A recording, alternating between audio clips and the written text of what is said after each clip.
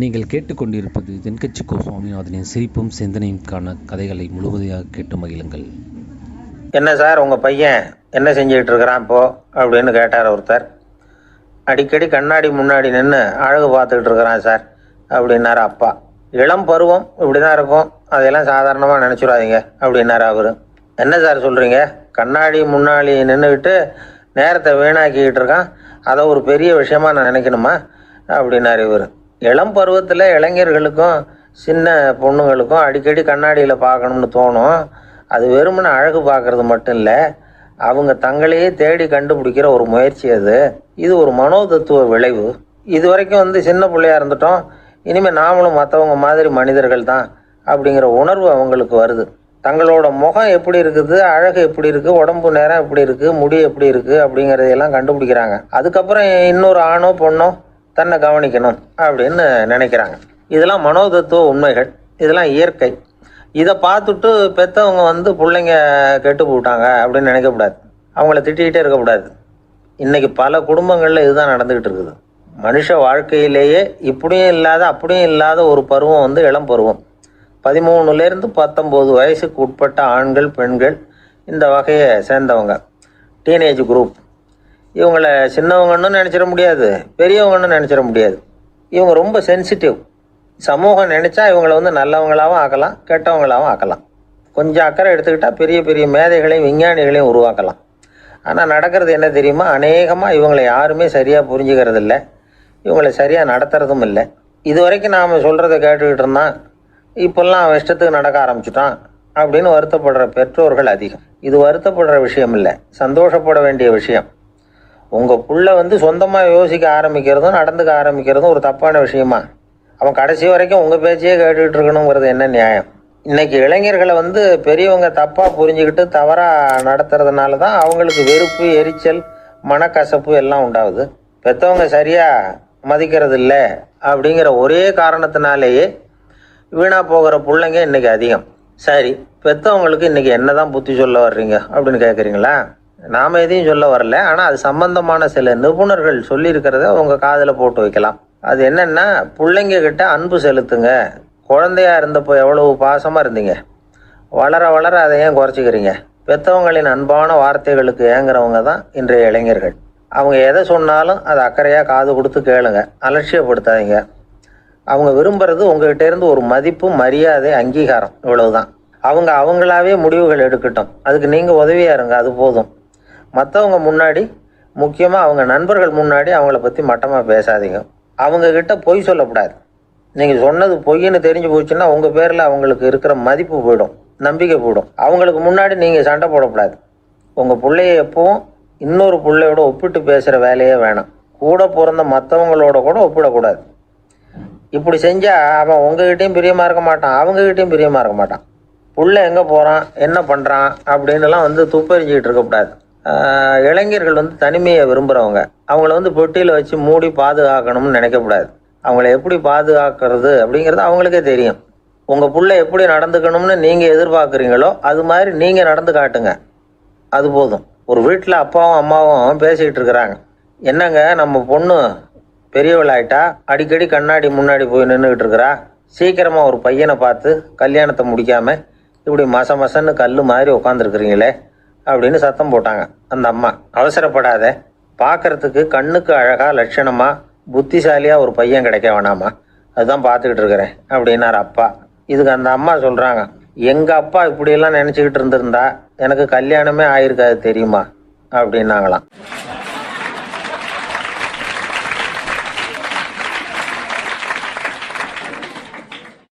ஒருத்தர் மனசில் நிம்மதி இல்லாமல் உட்காந்துருந்தார். என்ன சார் விஷயம் அப்படின்னு விசாரித்தேன். அகலக்கால் வச்சுட்டேன், அதுதான் அவதிப்படுறேன்னார். விவரமாக சொல்லுங்கன்னு.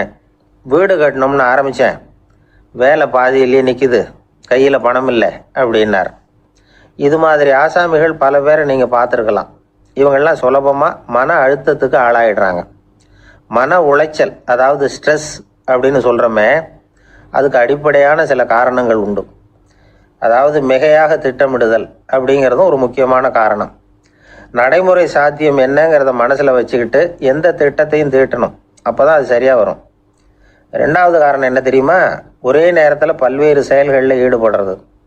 தொலைபேசியில் பேசிக்கிட்டே கையில் இருக்கிற கடிதத்தை படிச்சுக்கிட்டே எதிரில் உட்காந்துக்கிட்டு இருக்கிறவருக்கும் அப்பப்போ பதில் சொல்லிக்கிட்டு மனசில் பல்வேறு சிந்தனைகளை அப்படியே ஓட விட்டுக்கிட்டு இருக்கிறது, இதுவும் மன அழுத்தத்தை உண்டாக்குது. மூணாவது காரணம், எதுலேயும் வெற்றி மட்டும் எதிர்பார்க்குற ஒருதலைப்பட்சமான ஆர்வம். நாம் தொட்டதெல்லாம் வெற்றியாகவே முடியணும் அப்படின்னு எதிர்பார்க்குறவங்க ஏதாவது ஒன்றில் தோல்வியை கண்டால் தோண்டு போயிடுறாங்க. எப்படியும் முடியலாம்ங்கிற எண்ணம் ஏற்கனவே நமக்குள்ளே இருந்துட்டுதுன்னா அந்த அவஸ்தை வராது. அதனால் அதுவும் நம்ம வளர்த்து கொள்ள வேண்டிய ஒரு குணம். மன உளைச்சல் ஏற்படுறதுக்கு இன்னொரு காரணம், எதையும் வேகமாக செஞ்சுடணும் அப்படிங்கிற துடிப்பு. அந்த துடிப்பே மனசை அழுத்த ஆரம்பிச்சிடும். எந்த ஒரு காரியத்திலையும் தாமதமோ இடையூறோ ஏற்பட்டால் அதை பொறுத்துக்கிற மனப்போக்கம் வேணும். அது இல்லாதவங்க அழுத்தத்துக்கு ஆளாயிடுறாங்க. சில பேர் வேலைன்னு எந்த நேரம் பார்த்தாலும் வேலையே கதின்னு கிடப்பாங்க. பொழுதுபோக்குக்கோ உடற்பயிற்சிக்கோ குடும்பத்தில் உள்ளவங்க அல்லது நண்பர்கள் கூட கலந்துரையாடவோ கொஞ்சம் கூட நேரம் ஒதுக்க மாட்டாங்க. இந்த சுபாவம் மன அழுத்தத்தை உண்டு பண்ணும். இதையெல்லாம் புரிஞ்சுக்கிட்டு அதிலிருந்து விடுபடுறது எப்படின்னு யோசிக்கணும். வல்லுநர்கள் இது தொடர்பாக சில யோசனைகளை சொல்லி வச்சிருக்கிறாங்க. அது என்னன்னா, வாழ்க்கைங்கிறது பிரச்சனைகளால் பின்னப்பட்ட ஒன்று. அது எப்போவுமே முடிவடையாத ஒரு தொடர்கதை அப்படிங்கிறத முதல்ல நாம் புரிஞ்சுக்கணும். ஒரே நேரத்தில் ஒரு காரியத்தில் மட்டுமே நாம் கவனம் செலுத்தணும். அடுத்தவங்க காரியத்தில் தலையிடக்கூடாது. எதையும் பேச ஆரம்பிக்கிறதுக்கு முன்னாடி நம்மை நாமே கேட்டுக்க வேண்டிய கேள்வி 2. 1, நான் சொல்ல போகிறது ரொம்ப முக்கியமானதா? 2வது, நான் சொல்கிறத அவங்க கேட்குறதுக்கு ஆசைப்படுறாங்களா? நான் பேசுகிறதுக்கு அது சரியான நேரம் தானா? இதை யோசித்து பார்த்ததுக்கப்புறம் எதையும் பேச ஆரம்பிக்கணும். முடிஞ்ச அளவுக்கு வளைந்து போகிற சுபாவத்தை வளர்த்துக்கணும். நம்ம நேரம் விலை மதிப்பு இல்லாதது. அதை வீணாக்கக்கூடாது. சிரிக்க தெரியலனாலும் பரவாயில்ல, முகத்தில் கொஞ்சம் புன்முறுவலாவது காட்டணும். இதெல்லாம் ரொம்ப முக்கியம். அடுத்தவங்க ஏதாவது செஞ்சால் உடனே நன்றி சொல்ல மறக்கக்கூடாது. தினமும் கொஞ்சம் நேரத்தை தனிமையில் செலவு பண்ணணும். மன உளைச்சலிருந்து விடுபடுறதுக்கு 3 முக்கிய வழிகள் சொல்கிறாங்க. அதை சுருக்கமாக ரெட் அப்படின்னு சொல்கிறாங்க. RED ஆங்கில எழுத்தில். அந்த முதல் எழுத்து R, அது என்னென்னா ரிலாக்ஸேஷன், அதாவது இடை ஓய்வு. 2வது E எக்ஸர்சைஸ், உடற்பயிற்சி. 3வது டயட், திட்டமிட்ட உணவு முறை. அதனால் தியானம், மூச்சு பயிற்சி இதெல்லாம் இந்த இடை ஓய்வுக்கு வழிகள். எந்த வேலையையும் தொடர்ந்து செய்யக்கூடாது. எல்லார்கிட்டையும் கலகலப்பாக பழகணும். மாதத்துக்கு ஒரு நாளாவது குடும்பத்தோடு வெளியில் போயிட்டு வரணும். சுலபமான உடற்பயிற்சிகளை செய்யலாம். உடற்பயிற்சிங்கிறது நமக்காக நாம் செய்கிற ஒரு நீண்டகால முதலீடு அப்படின்னு சொல்லுவாங்க. அதாவது லாங் டேர்ம் இன்வெஸ்ட்மெண்ட்டாக. அளவோடு சாப்பிட்ணும், மெதுவாக சாப்பிட்ணும். இதெல்லாம் கொஞ்சம் மனசில் வச்சுக்கிட்டு நடந்துக்கிட்டால் மகிழ்ச்சியாக வாழலாம். சில பேர் சாப்பாட்டு விஷயத்தில் ரொம்ப அக்கறை எடுத்துக்கிறது உண்டு. ஒரு குண்டு ஆசாமி சாப்பிட உட்காந்தார். முதல்ல ஒரு மாத்திரை சாப்பிட்டார். எதுக்குன்னு கேட்டோம். பசி எடுக்கிறதுக்குன்னார். சாப்பிட்டு முடித்தார். பிறகு மறுபடியும் ஒரு மாத்திரை சாப்பிட்டார். இது எதுக்குன்னு கேட்டோம். சாப்பிட்டது ஜீரணமாகறதுக்கு அப்படின்னார்.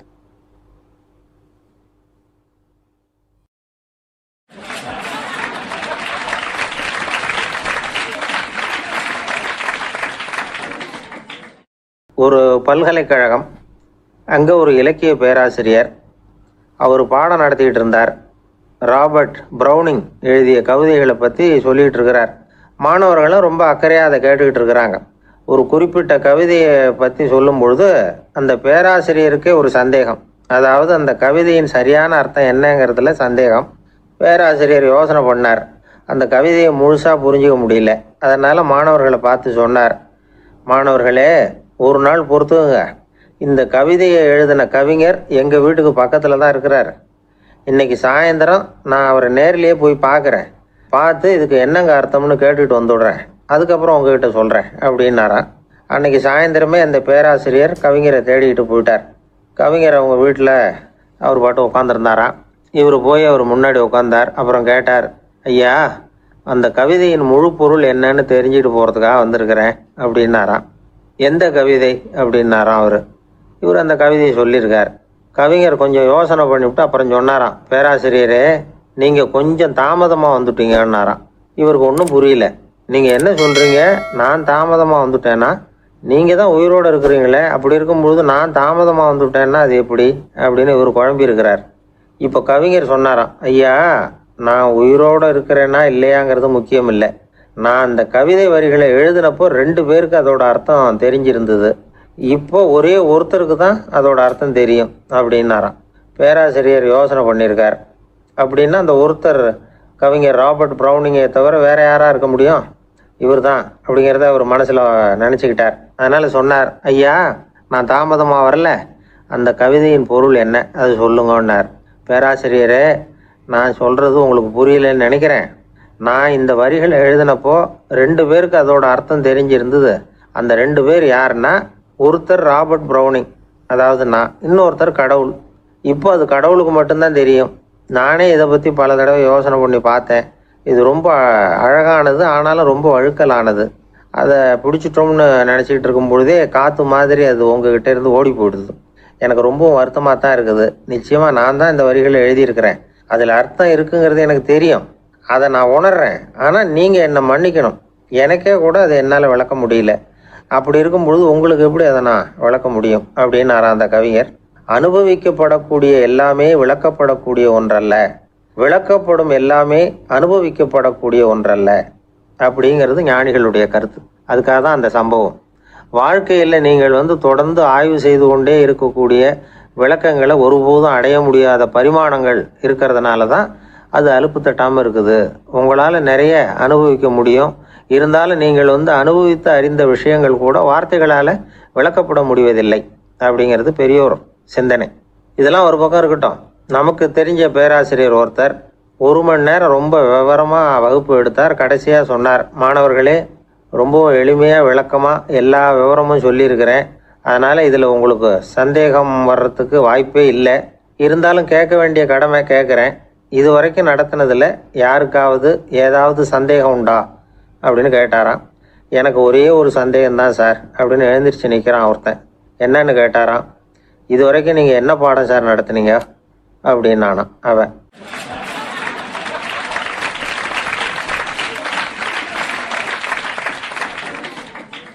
பந்திக்கு முந்தர ஆசாமிகள் நம்மளில் பல பேர் உண்டு.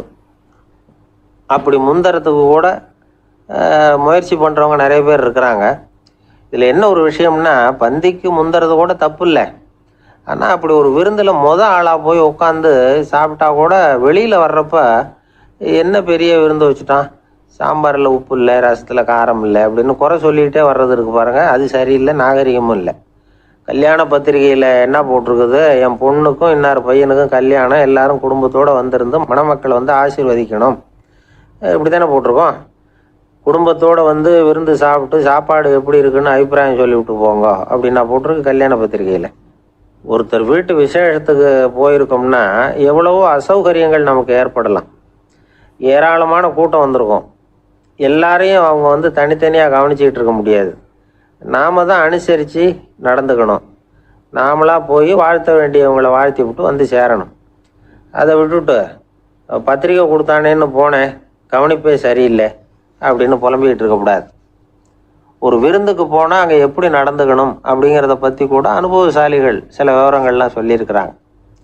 இந்த காலத்தில் கல்யாணம், பிறந்த நாள், அது இதுன்னு நிறைய விருந்துகள் நடக்குது. அதெல்லாம் எதுக்காக? மனித உறவுகளை வளர்த்துக்கிறதுக்காக தான், வேற எதுக்கு? ஒரு விருந்துக்கு போனால் அமைதியாக பொறுமையாக போய் உட்காரணும். அடித்து பிடிச்சிக்கிட்டு இடத்த பிடிக்க போகிறேன் அப்படின்னு நிற்கக்கூடாது. முதல் பந்தி நடந்துக்கிட்டு இருந்தால் அது முடிஞ்சு இலை எடுத்து சுத்தம் பண்ணதுக்கு அப்புறம் போய் உட்கார்றது தான் நாகரீகம். இலை எடுக்கிறதுக்கு முன்னாடியே அங்கே போய் உட்காந்தா நல்லா இருக்காது. நீங்கள் சாப்பிட்டுட்டு உட்காந்துருக்கீங்களா, சாப்பிட்றதுக்கு உட்காந்துருக்கீங்களா, பார்க்குறவங்களுக்கு சந்தேகம் வந்துடும். அதே மாதிரி இலையில எல்லா ஐட்டமும் பரிமாறினதுக்கு அப்புறம் சாப்பிட ஆரம்பிக்கணும். ஒவ்வொரு ஐட்டமாக வைக்க நாம் பாட்டுக்கு எடுத்து உள்ளே தள்ளிகிட்டே இருந்தோம்னா எதை வச்சோம் எதை வைக்கலன்னு பரிமாறினவரே குழம்பி போயிடுவார். ஏன்னா எப்போ பார்த்தாலும் இலை காலியாகவே இருக்கும். சாப்பிட்றப்போ உங்கள் சாப்பாட்டையே நீங்கள் கவனிக்கணும். அடுத்தவங்க இலையில் என்ன இருக்குது, பக்கத்தில் இருக்கிறவர் எதை அதிகமாக சாப்பிட்றார், இதெல்லாம் நமக்கு என்னத்துக்கு? எல்லாரும் சாப்பிட்டு முடிக்கிற வரைக்கும் பொறுமையாக இருக்கிறது தான் நல்லது. நீங்கள் மட்டும் திடீர்னு பாதியில் எழுந்திரிச்சு பக்கத்தில் இருக்கிறவங்களுக்கு சங்கடமாக இருக்குமேங்கிறதெல்லாம் யோசிக்காமல் நீங்கள் பாட்டு எழுந்திரிச்சு போகக்கூடாது. பக்கத்தில் உள்ளவங்க உங்களை எழுந்திரிக்க சொன்னால் எழுந்திரிச்சு போகலாம். விருந்துகளில் சாப்பாட்டை வீணாக்கிறதே ஒரு நாகரிகமாக போட்டுது இந்த காலத்தில். சாப்பாட்டுக்கே கஷ்டப்பட்டுக்கிட்டு பல பேர் இந்த உலகத்தில் இருக்கிறப்போ சாப்பாட்டை வீணாக்கிறது எவ்வளோ பெரிய மோசங்கிறத நினச்சி பார்க்கணும். வேணுங்கிற அளவுக்கு கேட்டு வாங்கி சாப்பிட்றது தான் முறை. விருந்தில் இந்த பஃபே அப்படின்னு சொல்லி ஒரு முறை சொல்கிறாங்கல்ல, அதாவது உணவு வகைகளையெல்லாம் பொதுவாக ஒரு இடத்துல வச்சுடுறது, நமக்கு தேவையானதை நாமே எடுத்து ஒரு தட்டில் போட்டுக்கிட்டு சாப்பிட வேண்டியது. இதில் கூட சில பேர் தேவைக்கு அதிகமாக எடுத்து போட்டுக்கிட்டு வீணாக்குறாங்க. சில சமயம் கடைசியாக சாப்பிட போகிறவங்களுக்கு எல்லா ஐட்டமும் கிடைக்காம போகலாம். அதை போய் பெருசு பண்ணிகிட்டு இருக்கக்கூடாது. என்ன சார் இந்த அளவுக்கு கூடவா நாகரிகம் தெரியாமல் இருக்கிறோம், இதை போய் பெருசாக சொல்ல வந்துட்டீங்களே அப்படின்னு நினைக்கலாம். ஒருத்தர் 2 பேருக்கு இந்த விவரம் தேவைப்படலாம். அவங்க காதலையும் இது விழட்டுமேங்கிறதுக்காக தான் இது. ஒரு பெரிய கல்யாண விருந்து நடந்துக்கிட்டு இருந்தது. விருந்து மண்டபத்து வாசலில் ஒருத்தர் நின்றுக்கிட்டு வர்றவங்களையெல்லாம் ரொம்ப மரியாதையாக வணங்கி உள்ளே அனுப்பி வச்சுக்கிட்டு இருந்தார். எப்படி தெரியுமா? வர்றவங்க கையெல்லாம் பிடிச்சி முத்தம் கொடுத்து அதுக்கப்புறம் உள்ளே அனுப்பி வச்சுக்கிட்டு இருந்தாராம். கூட்டம்லாம் முடிஞ்சதுக்கப்புறம் அவர்கிட்ட போய் கேட்டிருக்கிறாங்க, சார் நானும் எவ்வளவோ விருந்துகளுக்கு போயிருக்கிறேன், இருந்தாலும் இவ்வளவு மரியாதையாக வர்றவங்க கைக்கெல்லாம் முத்தம் கொடுத்து வரவேற்கிறத இங்கே தான் பார்க்குறேன் அப்படின்னு சொன்னாங்க. அதுக்கு அவர் சொன்னார், அட போங்க சார், நான் முத்தம் கொடுக்கல, முந்தின பந்திக்கு சாப்பிட்டவங்களே அடுத்த பந்திக்கும் வர்றாங்களான்னு மோந்து பார்த்து அனுப்பி வச்சுக்கிட்டு இருந்தேன் அப்படின்னார்.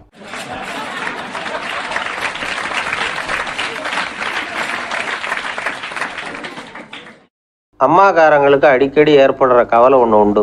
அதாவது குழந்தை சரியாக சாப்பிட மாட்டேங்குதே அப்படிங்கிற கவலை. இவங்கெல்லாம் ஒரு விஷயத்த நல்லா புரிஞ்சுக்கணும். குழந்தைகள்ங்கிறவங்க பெரியவங்க மாதிரி இல்லை. அவங்க கடிகாரத்தில் மணியை பார்த்துட்டு சாப்பிட்றதுக்கு உட்கார்ற ரகம் கிடையாது. பசிச்சா சாப்பிடுவாங்க, இல்லைன்னா விளையாடுவாங்க அல்லது தூங்குவாங்க. அது புரியாமல் அவங்கள கட்டாயப்படுத்தி அல்லது மிரட்டி சாப்பிட வைக்கிறது ரொம்ப தப்பு. ஒரு 8 மாத குழந்தைக்கு 3 மணி நேரத்துக்கு ஒரு தடவை பசிக்கும். அந்த நேரம் பார்த்து சாப்பாடு கொடுத்தா அடம் பண்ணாமல் அது பாட்டுக்கு சாப்பிட்றோம். அதே குழந்தைக்கு 1 வயசு ஆகிறப்போ 4 மணி நேரத்துக்கு ஒரு தடவை பசிக்கும். இந்த வயசில் இயற்கையாகவே பசி குறைஞ்சிருக்கும். அது புரியாமல் என் குழந்தை முன்னாடி மாதிரி இப்போ சரியாக சாப்பிட மாட்டேங்கிறான் அப்படின்னு சில பேர் டாக்டர்கிட்ட போய் சொல்லிக்கிட்டு இருப்பாங்க. இன்னொரு விஷயம், ஒரு குழந்தைக்கு வயசு அதிகமாகிற வேகத்துக்கு உடம்பு எடையும் அதிகமாகிக்கிட்டே போகாது. உடம்பு எடை அதிகமாகிற வேகம் குறைஞ்சிக்கிட்டே வரும். 6 மாத குழந்தைக்கு ஒரு வாரத்தில் 150 கிராம் எடை கூடும். ஒரு வயசில் வாரத்துக்கு 71 கிராம் எடை கூடும். இது புரியாமல் அதிகமாக சாப்பாட்டை கொடுத்து குழந்தைய கஷ்டப்படுத்தக்கூடாது. ஏன்னா அளவுக்கு மீறின உணவு அஜீரணத்தை உண்டு பண்ணிவிடும். குழந்தைக்கு ஒரு தட்டில் கொஞ்சமாக ஆகாரத்தை வச்சு கொண்டுகிட்டு போய் கொடுக்கணும். மலை மாதிரி குவிச்சு வச்சா அதை பார்த்ததுமே பசி அடங்கி போயிடும். அடித்து மிரட்டி பயமுறுத்தி குழந்தைய சாப்பிட வைக்கிற பழக்கம் இருக்குது பாருங்கள், அதுக்கு ஃபுட் ஃபோர்ஸிங் அப்படின்னு பேர். இப்படி பண்ணினா குழந்தைக்கு சாப்பாட்டில் விருப்பம் குறைஞ்சிரும், அதை கண்டாவே வெறுக்க ஆரம்பிச்சிடும். அது மாதிரி உளம் சார்ந்த பசி குறைவு, சைக்கோஜெனிக் அனோரெக்சியா, அது ஏற்படுமா. சாப்பாடுங்கிறதே ஒரு தண்டனை மாதிரி தோணும். குழந்தைகளுக்கு பிடிச்ச மாதிரியான ஆகாரத்தை கொடுக்கணும். சத்து அதிகம் இருக்குங்கிறதுக்காக அதுக்கு பிடிக்காத ஆகாரத்தை கொடுத்து கட்டாயப்படுத்தக்கூடாது. குழந்தைகளுக்கு 2 வயசு ஆகிறப்போ இயற்கையாகவே எதிர்மறை குணம் உண்டாகும். அதாவது அந்த எதிர்மறையாக பேசுறது. இது மாதிரி சமயங்களில் நாம் என்ன சொல்கிறோமோ அதுக்கு நேர்மாறாக நடந்துக்கும். ஏட்டிக்கு போட்டி. சாப்பிட சொன்னால் விளையாட போவோம், விளையாட சொன்னால் சாப்பாடு கேட்கும். இதை புரிஞ்சுக்கிட்டு நடந்துக்கணும். குழந்தை சொன்ன பேச்சை கேட்கலேன்னு கோவப்படக்கூடாது. குழந்தை வளர வளர பிடிவாத குணம் வர்றது சகஜம். கேட்டதை வாங்கி கொடுத்தா தான் சாப்பிடுவேன் அப்படின்னு பிடிவாதம் பண்ணும். வாங்கி கொடுத்து விடுறது தான் உத்தமம். நீங்களும் அதுக்கிட்ட பிடிவாதம் பண்ணிகிட்டு இருக்கக்கூடாது. ஏன்னா கேட்டது கிடைக்கலையேங்கிற ஏமாற்றம் கூட குழந்தையோட பசியை குறைச்சிரும். கேட்டது கிடைச்சிட்டா பசி அதிகமாகும். கொடுத்ததை மலம்